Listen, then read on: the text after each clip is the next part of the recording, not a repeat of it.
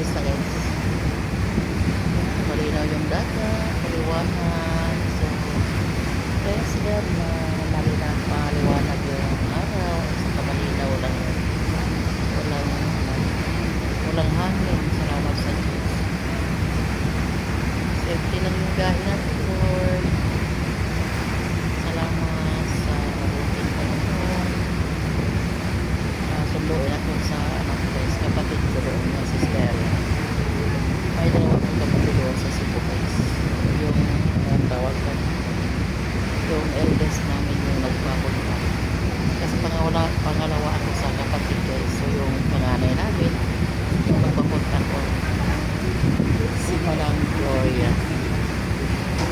At saka ang magsundo pa akin ay yung pangalawa sa bunso, si Stella. Stay there in Cebu. Saglit lang ako guys. Siguro mga Sunday ng hapon ako uwi. Lalo na lang yung ano natin guys. Walang buhay. Walang magawa po resto. So para naman lang makarelax din sa likod. Pinayagan ako yun para makarelax ako ng mga 2 araw. Kasi sakit yung likod, yung balakang sa nagkaupo guys. Pero wala tayong magawa, pili tayong trabaho para may ano tayo. May pagkukunan tayo na piso.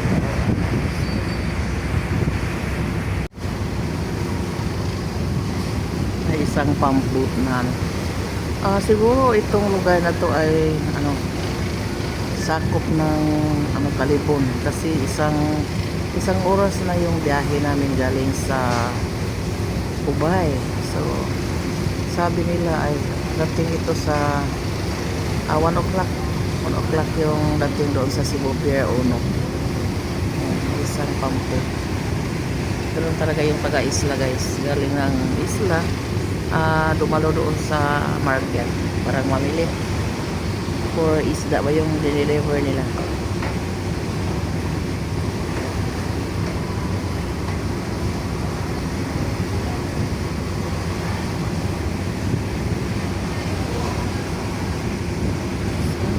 Tayo magbiyahe, Lord. Salamat sa Diyos.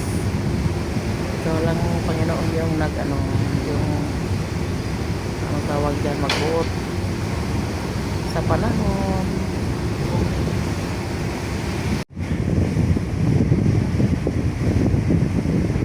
Dito na tayo ngayon sa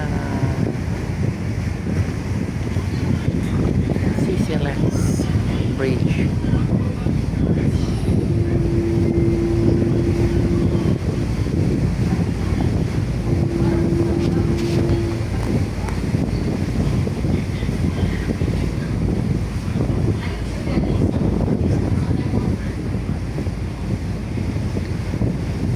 Haba naman yung suog na ni guys.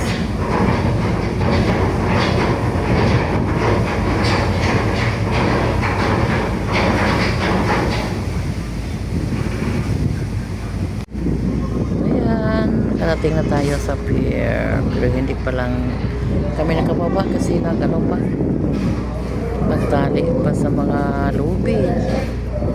Ayan. Salamat Diyos sa safety nga biyahe.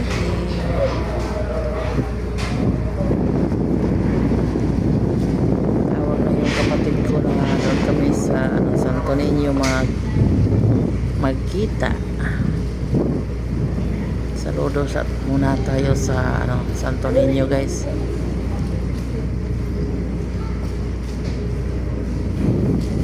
Kapag magpunta ako rito sa Cebu,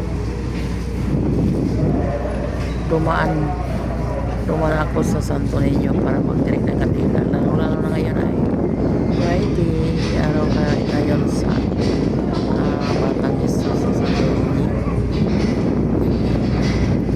Batang Nazareno.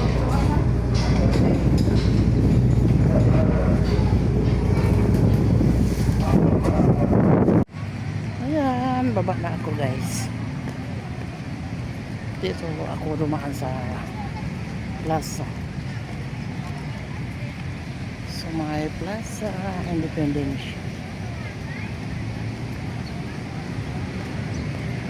Ang ganda na ng plaza, guys. Noong nakapunta ako dito, noong dalaga pa ako.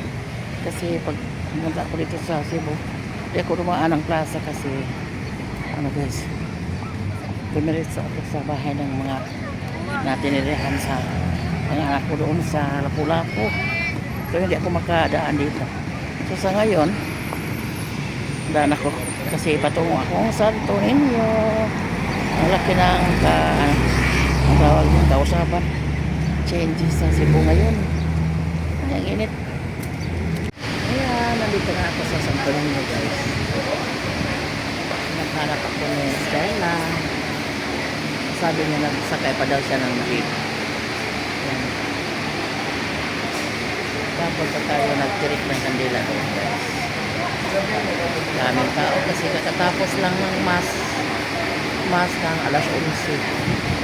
So, ayan. Hintay ako, guys. Ang panguta na asa ka kung may ugtuan. Yung ano na, gutom na. Yung kain ko ay kanina lang, agahan. So mag alas 12, malapit na mag-alauna, guys, kasi yung barko nakadunggo sa pier ay quarter to 1. So naglakad ako ng 10 minutes. Medyo malayo pa. Medyo malayo yung nilakad ko. Buti na lang di masyadong mainit yung sa labas. Nandito na ako. Nandito na ako na ni Stella. Kasi mag 2 rides pa ata. So, hintay na lang ako dito.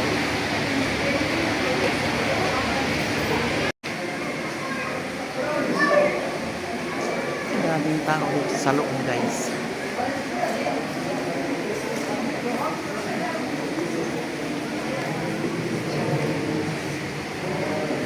Ayan, nandito na tayo sa bahay ng kapatid ko. So ngayon magpunta na kami sa event doon sa kanilang simbahan. Yan, sa Bradford. I-invite ako sa sister ko na mag-attend sa women's conference dito sa kanilang simbahan kasi pareha sila ng religion ni Mama Loring, Protestant UCCP. So nag-respect lang ako dito, parang makarelax naman ako, guys. So libre naman ako ng pamasahe. Good morning, everyone. Kamusta sa ating mga viewers? Ayan, good morning. Ayan, guys. Pabuha na kami. Kasi apartment lang yung titirahan ng kapatid ko. Kasi yung bahay niya ay nandun sa Bohol. So nag-apartment lang sila dito kasi mayroong trabaho. Mayroong mga trabaho ng mga anak. So patungo na kami sa venue, guys, dun sa simbahan nila. So, i-invite ako ni Mananglo na ma-attend ng women's conference sa kanilang simbahan. Punta naman ako kasi libre, guys. Parang makalaag-laaga sila. See you there, guys!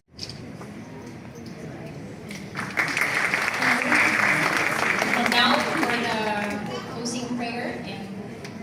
Right, so before I say my closing prayer, I want to congratulate all the women who are here. Thank you so much for making this possible, especially thank you to the team, okay, for those who planned and had sleepless nights or 2 hours sleep only to make sure that this event will come out like this. Ay, panaymin sila. Ang ganda.